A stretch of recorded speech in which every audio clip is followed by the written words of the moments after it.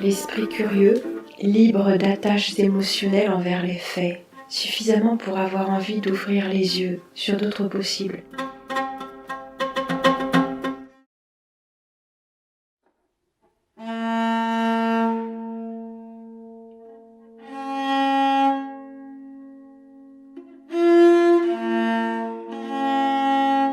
J'ai parlé de Toulouse. Toulouse et les effigies sur les murs.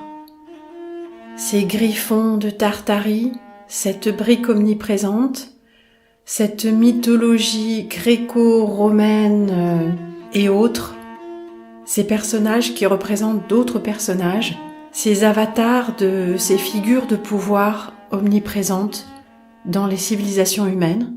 Et j'insiste sur le mot civilisation parce que civilisation vient de civis civitas, la ville, la cité.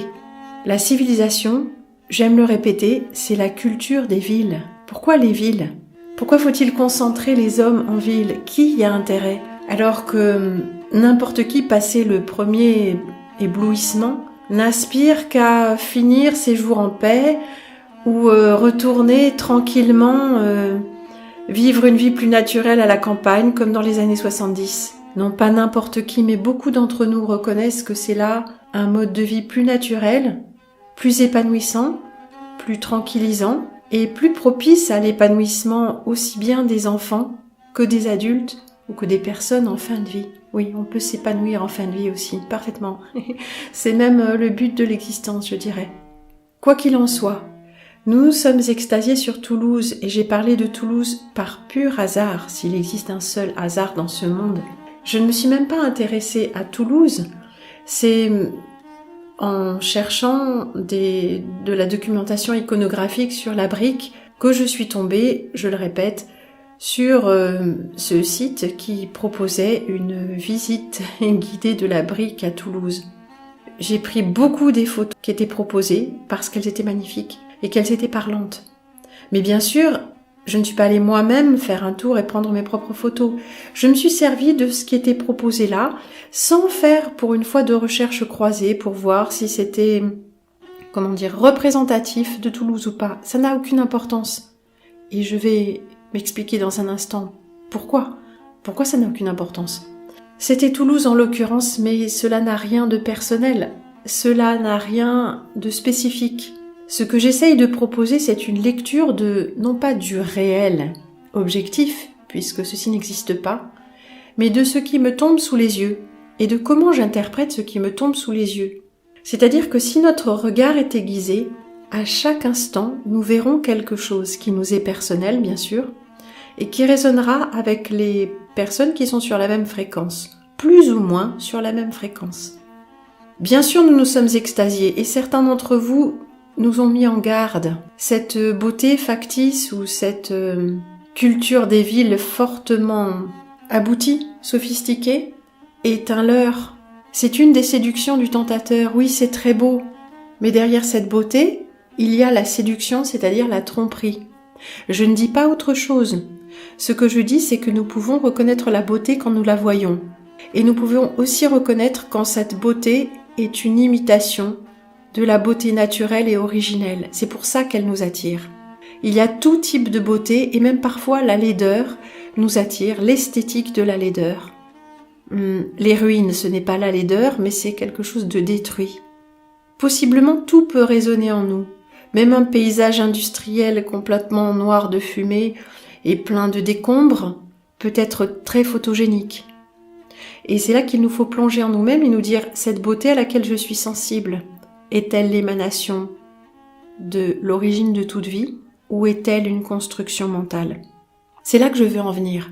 Je vous ai montré des photos d'une construction mentale. Nous sommes sensibles à cette beauté. Mais au final, quoi que nous regardions, nous serons au moment du choix intérieur, de savoir si nous sommes sensibles à quelque chose et si nous l'aimons vraiment, ce qui est deux choses différentes. Nous pourrions décliner à l'infini notre marche virtuelle dans ces villes. D'ailleurs, maintenant, quand je me déplace, même pas très loin, et que je vais dans une ville de petite ou de moyenne taille, ou même un village, j'emporte un appareil photographique parce qu'on voit des choses intéressantes partout. En tout cas, je vois des choses, et ces choses, je choisis de vous les faire partager, et non pas de vous les partager. Encore une fois, s'il vous plaît, parlons français, partager, ça veut dire couper. Sinon, c'est faire partager. Je vous fais partager mon expérience, je ne vous partage pas mon expérience. Je vous partage le gâteau, c'est-à-dire que je le coupe en morceaux, ou je vous partage l'omelette, mais je ne vous partage pas une expérience, je vous la fais partager. Voilà, c'est une petite digression, mais voilà, c'est la façon dont notre esprit s'endort en prenant un mot pour un autre, c'est-à-dire une idée pour une autre, et surtout du vocabulaire tout fait qui ne veut plus rien dire. Et quand on ne s'exprime plus qu'avec du vocabulaire tout fait, eh bien, on n'a plus vraiment de pensée à soi. Réfléchissez-y, c'est important. C'est pas oui, mais gna gna gna, c'est le français académique. Non, la langue que vous parlez, c'est le reflet de votre pensée. La pensée, c'est peut-être du mental, mais le mental doit être clair et le mental doit être au service de la clarté et pas ajouté à la confusion. C'était une petite digression. Nous pourrions, effectivement, varier à l'infini nos sujets d'étude, que ce soit les villes et les centres-villes. Ils nous diraient toujours la même chose. Si nous regardons les campagnes ou même ce que nous croyons être la nature, si nous regardons avec un regard affûté, tout ce que nous regardons nous dira toujours la même chose. Pourquoi ? Parce que nous projetons notre état de conscience sur ce que nous regardons. Ça s'appelle aussi des synchronicités. Vous aurez tendance à voir ce que votre mental recherche. Et à ce propos, les synchronicités peuvent être de deux natures. Une fixation du mental. Votre esprit est fixé sur quelque chose, donc naturellement, une partie de votre mental inconscient fait le tri et ne vous montre que ce que vous voulez voir, que ce que vous pouvez voir. Le deuxième type de synchronicité provient, disons, de notre âme, d'un niveau plus profond, où ce n'est pas forcément ce qui occupe notre esprit mental, petit mental agité qui va se manifester à nous, mais des choses, j'allais dire, plus grandioses et des coïncidences plus grandes et plus incroyables encore qui, nous le savons, nous mettent en résonance avec ce que nous voulons vraiment au profond de nous. Ces choses se manifestent sans que nous les ayons appelées, disons mentalement, sans que nous n'ayons fait une prière spéciale ou une action de grâce ou un rituel spécial. C'est ce que nous voulons, c'est ce que dit tout notre comportement, et ces choses-là se manifestent d'une façon qui est reconnaissable pour nous, pour chacun d'entre nous. Donc, nous partageons dans cette petite communauté virtuelle, cette communauté en esprit, nous partageons certaines vues sur les choses, certaines croyances, disons. Donc, tout ce que nous regardons va se rapporter à ces croyances, parce que notre petit esprit fera le tri de ce qui est pertinent et de ce qui ne l'est pas. Et même dans ce qui est pertinent, nous aurons tendance à interpréter toujours d'une certaine façon. C'est pour cela qu'il nous faut garder l'esprit ouvert à tous les possibles. Mais ce faisant, déambulant virtuellement parmi les murs de briques de Toulouse, ou les remparts de villes étoilées de la France entière et du monde, déambulant parmi les vieilles photographies jaunies des expositions universelles, ce faisant, nous nous mettons virtuellement en contact avec quelque chose qui nous appelle, quelque chose qui nous dit « Vois, ceci n'est pas ce que tu crois, ceci n'est pas ce qu'on t'a dit, et tu te sens attiré parce que tu as quelque chose à découvrir. Toi seul peux le découvrir même si d'autres l'ont découvert avant toi. Tu n'es pas le découvreur pour l'humanité, tu es le découvreur pour toi-même. Et cette découverte te fait passer d'un état spirituel, disons, mental, émotionnel, un état vibratoire à un autre. C'est un chemin que seul toi peux faire. Donc nous pourrions continuer et nous allons continuer par jeu, par plaisir et pour occuper au mieux ce temps que nous passons dans le temps du rêve, nous allons continuer à regarder des cartes postales, des villes, ta ville, la mienne, ou celle de quelqu'un d'autre encore qui nous transmet des photos, une ville que tu ne connais pas, que je ne connais pas encore, ou bien des paysages, ou bien n'importe quel objet d'étude fera l'affaire du moment qu'il te parle. Chaque objet d'étude est à même de te réveiller. De te réveiller parce que je te l'ai déjà dit, tu rêves. Nous ne sommes pas réveillés, ceci n'est pas la réalité. Plus tu étudies le monde autour de toi, plus de petites failles dans le scénario, plus les petites incohérences vont te sembler énormes. Tant que tu ne regardes pas de trop près, ça semble coller. Et dès que tu étudies le dossier, comme j'ai coutume de dire, ce sont des dossiers à étudier. Étudie à fond un dossier. Il va te sembler que c'est le mensonge qui contient tous les autres. Mais étudie un autre dossier et tu verras que potentiellement, chacun de ces dossiers, chacune de ces vérités officielles, chacune de ces vérités admises, chacune de ces vérités historiques est potentiellement le mensonge qui contient tous les autres.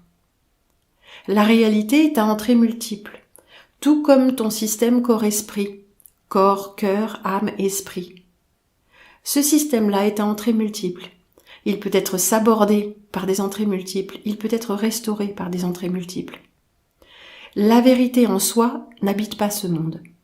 La seule chose que nous pouvons faire ici, c'est de mettre en évidence le fait qu'il y a des incohérences dans la matrice. De mettre en évidence le fait que tu vis dans une matrice. De mettre en évidence le fait que tu rêves.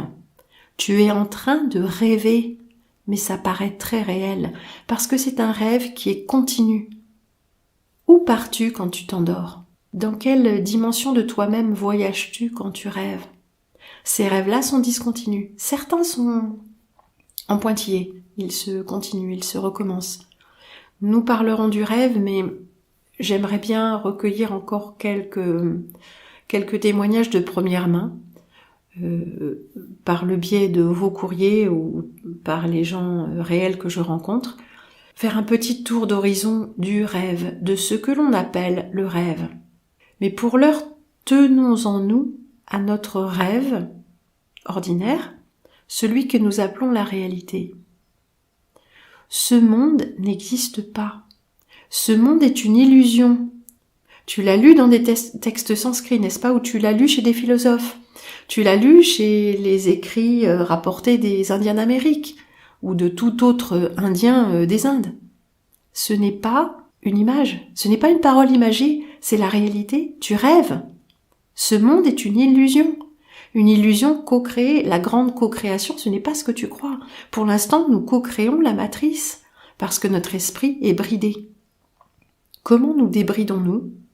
Eh bien, chacun devra le trouver à sa manière. Car celui qui dit aux autres ce qu'ils doivent faire n'est pas quelqu'un qui va aider son prochain à l'éveil. On peut partager son expérience, faire partager son expérience. On peut aussi s'inspirer de l'expérience d'autrui et on peut continuer à examiner le rêve réel,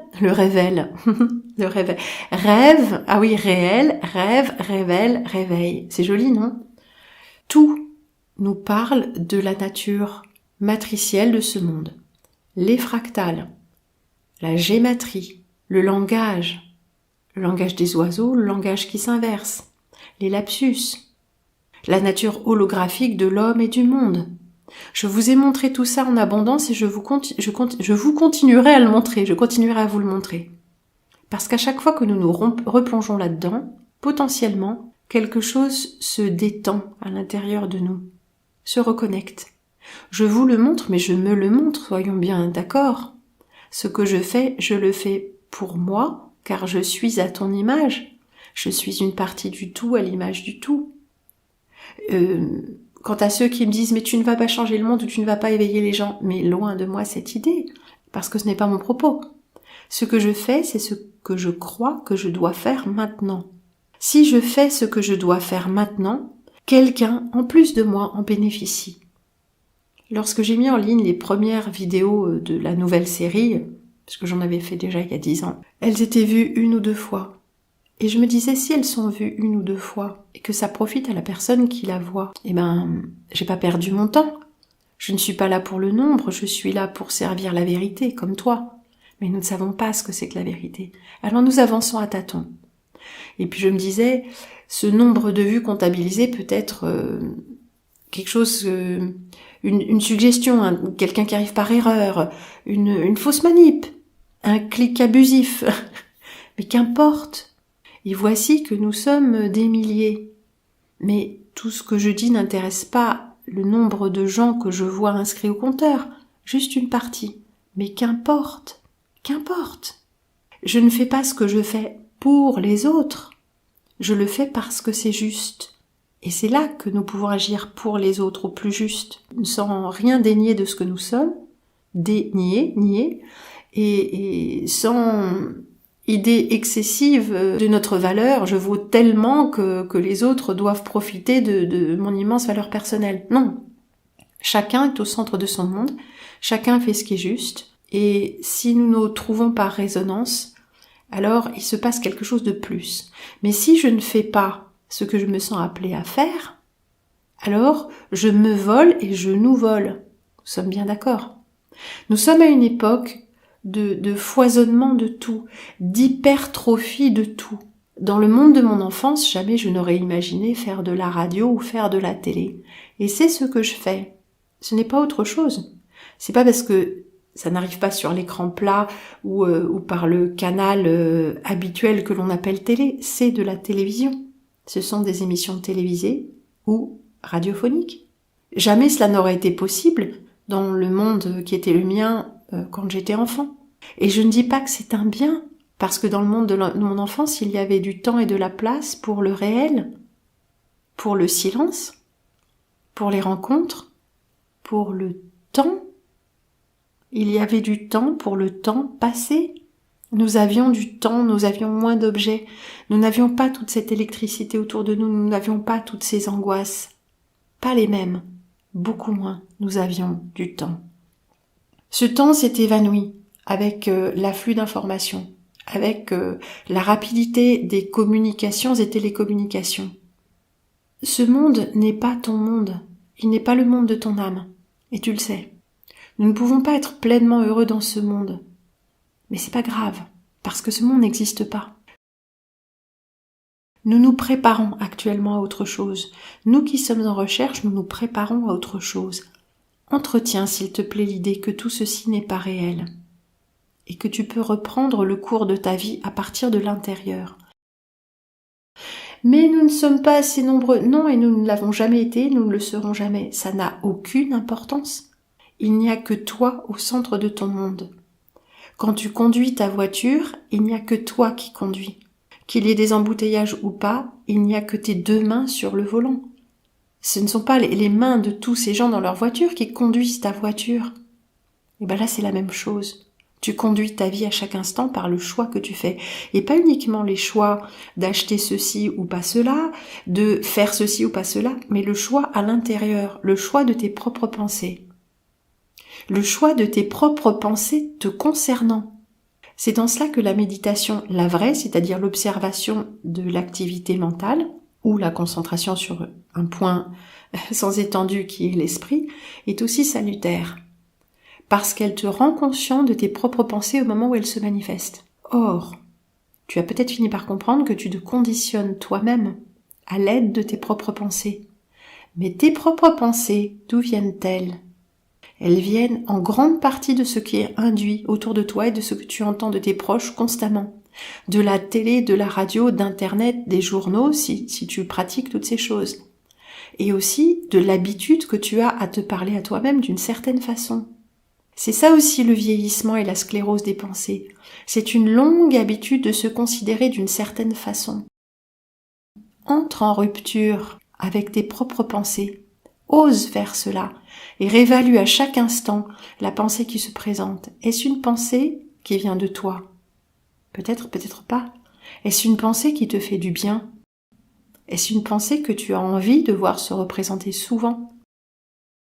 Est-ce une pensée qui donne naissance à une appréciation de qui tu es, une appréciation profonde et un état de bien-être ? Ou est-ce une pensée qui génère un malaise, un mal-être ? Quand tu penses à tes enfants petits, toi qui es jeune, à tes enfants adultes ou à des enfants déjà âgés, toi qui es du grand âge, est-ce que cette pensée te remplit d'un bonheur intérieur et d'une détente profonde ? Pas d'un bonheur qui se double d'un stress parce qu'ils ne viennent pas assez souvent, parce que tu t'inquiètes pour leur avenir. Quand tu penses à tes enfants, comment te sens-tu profondément? Quand tu penses à qui tu es, à comment tu te perçois, est-ce que cette pensée te remplit d'aise ou d'un vague mal-être? Il faudrait que tu perdes du ventre, il faudrait que tu t'occupes mieux de toi, il faudrait que... Ou est-ce que tu arrives à voir ta propre perfection dans ce monde complètement factice? Est-ce que tu arrives à voir à travers ton enveloppe physique, à travers ton propre regard, à travers ta propre personnalité, la lumière qui transparaît et que rien ne peut altérer? Cette lumière qui fait que tu es toi, même dans les rêves où tu sais, nous n'avons pas toujours de corps, mais nous nous reconnaissons. Nous reconnaissons notre vibration. À travers le langage, à travers les mots, malgré les mots, nous arrivons à nous reconnecter et à nous aimer.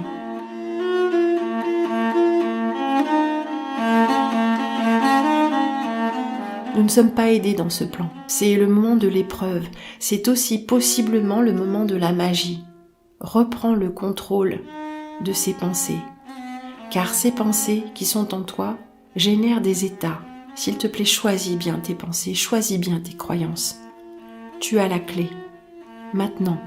Ce n'est pas virtuel.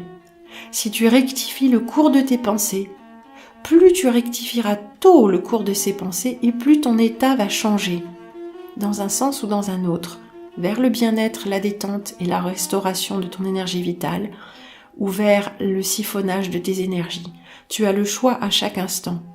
Tu vas devenir expert en connaissance de soi, rien que par ce petit moyen-là. Écouter le monologue intérieur de ta voix, de tes petites habitudes de te parler à toi-même d'une certaine façon. En écoutant véritablement ce que tu te dis, tu en découvriras plus sur toi-même que n'importe quel livre ou n'importe quel thérapeute ne pourrait te dire. Tu es aux commandes. C'est toi le patron. Tu es le pilote. Pour l'instant, le véhicule t'échappe, un peu, beaucoup, pas trop. Tu peux toujours aller plus loin dans cette connaissance-là. En t'écoutant toi-même, en t'écoutant vraiment, en t'écoutant avec une extrême bienveillance. Aussi, sachant que quand nous nous en voulons à nous-mêmes de nous être encore laissés emporter ou entraîner, c'est encore une dissonance, c'est encore un piège. Il suffirait tout simplement, tel le maître zen, de dire « Ah oui, ah oui, ah tiens une pensée limitante, ah oui, c'est vrai ». Sans aucune émotion. Je n'ai pas dit qu'en général il ne faut pas avoir d'émotions, mais il y a des émotions mal placées qui ne nous font que perdre de l'énergie, qui ne nous reconnectent à rien de spécial. Et avoir des émotions à propos de tout n'est peut-être pas la meilleure façon de restaurer notre énergie vitale. Quoi qu'il en soit, nous n'avons rien à perdre à nous observer de la sorte, et tout à gagner. Nous n'avons rien à y perdre, nothing to lose. Et à propos de Toulouse, ça pourrait être Toulouse et ça pourrait être n'importe quelle autre ville. Toutes les villes sont possiblement à l'image déformée du vivant, à l'image de qui les a créées pour nous contrôler, à l'image du contrôle lui-même.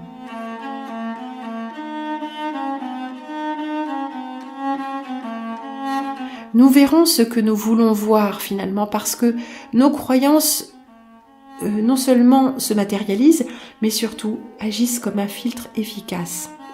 Ce que nous désirons, c'est si possible enlever ces filtres ou bien tout simplement, pour commencer, savoir que nous jouons avec eux. Ce que je vous propose n'est pas une lecture de Toulouse qui vous apporterait la vérité, mais plutôt un jeu de l'esprit et un jeu de piste mentale. Nous pouvons voir une chose ou une autre. Vous savez qu'aux adeptes de la franc-maçonnerie, ceux qui rentrent en franc-maçonnerie, on montre des choses philosophiques, édifiantes. On donne des explications qui sont tout à fait, à même de combler quelqu'un qui est en recherche de spiritualité. Mais ces mêmes choses sont dévoilées de façon tout autre à ceux qui sont beaucoup plus haut dans les hiérarchies et qui, ceux-là, ne sont pas rentrés en franc-maçonnerie, mais font partie de lignées. Je parle de la franc-maçonnerie, mais ça pourrait être pour tout, la Rose-Croix, le martinisme, mais toutes les religions et toutes les hiérarchies, finalement, où nous avons toujours les profanes, les fidèles, les initiés et les grands initiés. Derrière cette initiation, c'est-à-dire ce savoir occulte, il y a quelque chose qui n'est pas partagé. Il y a une version pour nous et une version pour les autres. Ayez bien conscience de cela, que la vérité ne peut pas se monnayer, la vérité ne peut pas être cachée par volonté. Si quelque chose est dangereux, il ne faut pas le cacher, bien au contraire. Il faut avertir et montrer. Tout mensonge, toute vérité cachée renforce le pouvoir malin en nous et dans le monde. C'est pour ça que tu es aux commandes et que tu as les clés. Nettoie-toi de tout péché, c'est-à-dire de tout mensonge.